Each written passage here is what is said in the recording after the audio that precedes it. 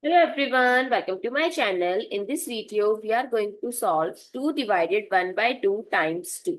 So let's start with today's video solution. So this expression looks simple, but still many people fail to solve because they cancel out the 2 with 2 and 2 divided 1 as 2, which is the wrong answer. Yes, you heard it right.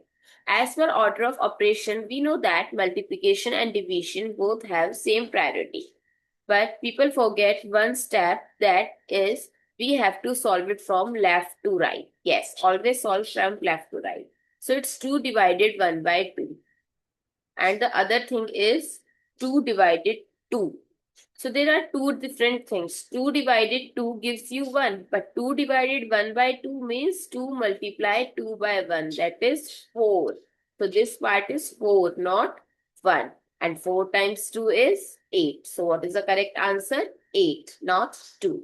I hope it's clear and you find it useful. So don't forget to share your feedback through like, share, comment and subscribe to my channel. Thanks for watching. See you in the next video.